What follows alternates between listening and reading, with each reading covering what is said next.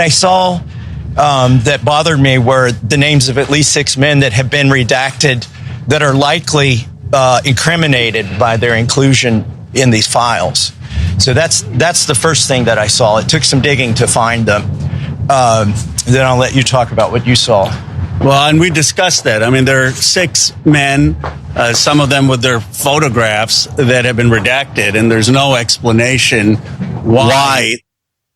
Well, there's no good explanation, Congressman Ghana. There's an explanation as to why Trump and the DOJ, his personal lawyers, that whole disgusting pile there, would choose to redact the names and the photos of men who are not victims, but apparently appear in the Epstein files. It's because they don't want those people to suffer any consequences.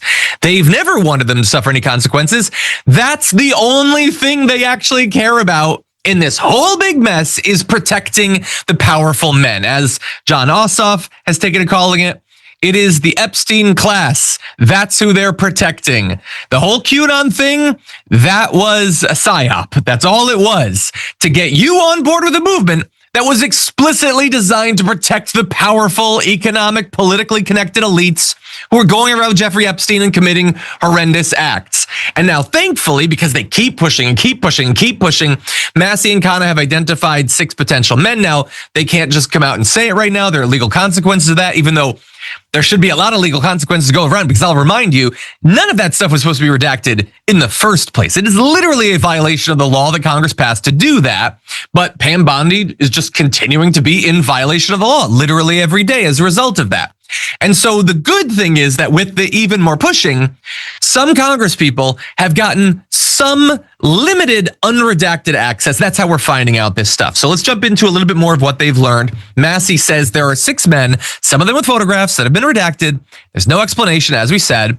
He added that at least one of the 6 men was a U.S. citizen, and at least one was foreign, but declined to reveal their names. I probably should do that from the floor or in a committee hearing, Massey said. And it's a common trick that they're now using, where you say it on the floor and you're protected from civil and criminal liability. So it's a way that you could actually do it. And remember, Marjorie Greene had said that she might name names on the House floor so she couldn't get in any legal trouble. Weird that she didn't do that and she just left instead rather than actually doing a thing. She did say some things, to her limited credit, but as we've pointed out, the redactions are a real problem. And now the limited access to the unredacted files, also a pretty big problem, as will be described here by Jamie Raskin. What Congress called for was a complete release of the files and just the redaction of the names of the victims. Now, unfortunately, the names of the victims were not redacted, relating to more than 100 women in the case. So that is baffling and staggering that would happen. But then there are thousands and thousands of pages replete with redactions. There are entire pages and memos where you can't see anything. It's all blacked out, and there are no names of victims in there. So it's just a very puzzling thing, and the Department of Justice needs to explain it. The whole country should be able to read what this federal law compelled them to produce. Yeah, and so it's weird that we have to compel them to do stuff that they're already legally required to do. But part of the problem, part of why the DOJ thinks they can get away with this, is that the Republicans are still, other than like Thomas Massey and 1 or 2 others, doing everything they can to stop any justice from being achieved and trying to distract us in a million different ways. Remember, James Comer, he's on the job. He's got Bill and Hillary coming in. Hillary's literally not even in the files. Bill, good, drag him in, ask him some questions, and then drag Trump in 1,000 times more because he appears 1,000 times more, but he doesn't want to do that. This is all about distracting. It's coming up with something you can talk about to make it seem as if you're talking about Jeffrey Epstein without actually talking about the people that might have committed crimes along with him. That's Alex Jones's trick that we showed you last week, talking about Zorn Mamdani being Epstein's son. See? He still takes the pedophilia seriously, totally seriously. But anyway, here's how bad it is. Here's the scale of the challenge that people like Raskin, Massey, and Khanna are up against. So Jamie Raskin says the DOJ is giving members of Congress 4 computers in a satellite office to read the unredacted Epstein file of more than 3 million documents. Working 40 hours a week on nothing else but this, it would take more than 7 years for the 217 members who signed the House discharge petition to read just the documents they've decided to release so far, and that's only half of them. This is what a cover-up looks like. Well, we've got, at this point, I think, a pretty good idea of what the cover-up looks like. It's everything. It's all of this stuff. And so I told you that the Republicans aren't really playing ball except for a couple, but like they're not just not playing ball. They are spitting in your face. They are delighting in how little so many of them, especially the Republican men, how little they care about anything like justice. So here is GOP Senator Marino asked about one of the victims.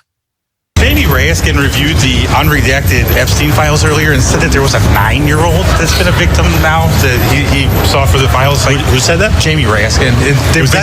There are a bunch of House oversight folks who are seeing the unredacted files. Is that the guy with the really bad haircut? Is that the guy with the really bad haircut? I don't really care about Jamie Raskin's hair. I imagine most people don't. I don't think it really plays into whether he's doing a good job either in general or specifically in regard to the Epstein files. I don't know how many of the survivors of Epstein and his co-conspirators care about whether Jamie Raskin has a bitchin' haircut or not. I don't think that they care. I don't think that the 9-year-old victim, now older, maybe not that old still, would give a damn. Why, Senator Marino, is that the thing that you think matters? Like, is Raskin wrong? Is there not a 9-year-old victim? Then say that. Assuming that you actually care enough about this story to actually read any of the files. Or if he's right, why is it that your first reaction was not to push for justice or even like, okay, you don't actually want justice, but you're at least savvy enough to know that you're supposed to express some faux sympathy for the 9-year-old who suffered at the hands of these grotesque predators? He doesn't even do that. He skips right over that to attacking Jamie Raskin. You can, if you're a Republican congressman or whatever, or a senator in this case, you can not like Jamie Raskin. I don't see what problem you can have with him that you would be comfortable articulating. And the reason I don't see it is he's not comfortable articulating it. Marino doesn't actually want to say why he's mad at Raskin. I suspect it's because Raskin is actually doing his job. And Marino doesn't like a dark mirror being held up to him.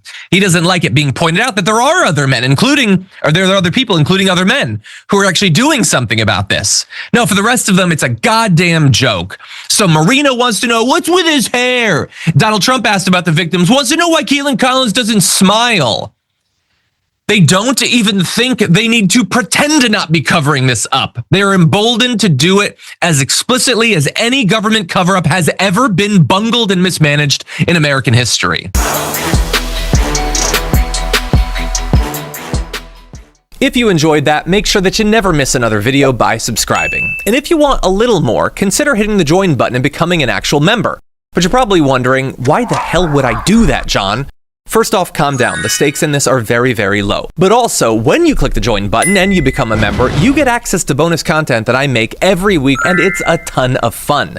You get access to tons of custom emojis and more besides that. By the way, if you join at Tier 3, you even get access to a monthly member hangout with myself and other awesome people, and we always have a great time. By the way, you'll get all that going forward, but you also unlock years of the back catalog. That is literally 100 or more bonus clips, top 10 lists, debates, and more. What are you waiting for? Click the join button below. Your support powers our show, and we couldn't do it without you. Or at the very least, I wouldn't really want to try.